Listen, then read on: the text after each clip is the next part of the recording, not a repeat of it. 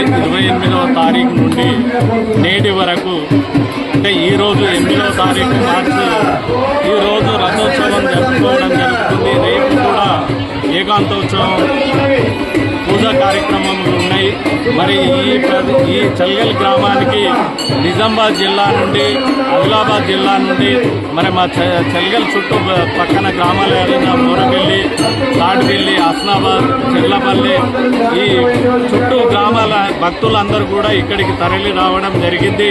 మరి ఇక్కడి ఏర్పాట్లు మా చల్గల్ గ్రామానికి సంబంధించిన ఆలయ కమిటీ కానివ్వండి, మరి అదేవిధంగా చల్గల్ గ్రామ యువత ముందుకు వచ్చి మరి అంగరంగ వైభవంగా ఈ కార్యక్రమాన్ని నిర్వహించడం జరిగింది. వారికి మన చల్గల్ గ్రామ పంచాయతీ తరఫున, మా పాలకవర్గం తరఫున వారికి ప్రత్యేకంగా శుభాకాంక్షలు తెలియజేస్తున్నాం.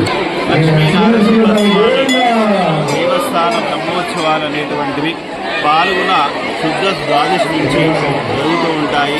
పంచమి వరకు నవాన్నిక ఏకకుండాత్మక లక్ష్మీనారసింహ బ్రహ్మోత్సవాలు జరుగుతుంటాయి. ఇక్కడ చాలా ప్రసిద్ధి చెందినటువంటి నారసింహ క్షేత్రము.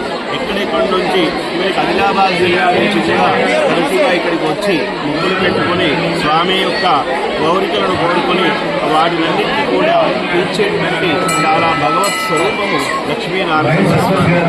అలాగే కళ్యాణము రోజు నాడు ఆ గరుడ కళ్యాణము సందర్భంగా సంతానము కానటువంటి వారికి కూడా సంతానాన్ని కల్పించేటువంటి చాలా దివ్యమైనటువంటి, చాలా చక్కరైనటువంటి స్వరూపం కలిగినటువంటి ఆ భగవత్ స్వరూపము చాలా ఈరోజు లక్ష్మీనారసింహస్వామి రథోత్సవం సందర్భంగా అంగరంగ వైభవంగా గ్రామ ప్రజలందరూ మరియు సర్పంచ్ ఆధ్వర్యం లోపల ప్రతి సంవత్సరం కూడా చాలా చక్కగా కార్యక్రమాలు అనేటువంటివి నిర్వహించుకోవడం జరుగుతుంది.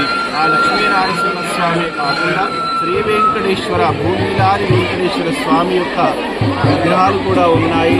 అలాగే శివుని విగ్రహాలు కూడా ఇక్కడ ఉంటాయి.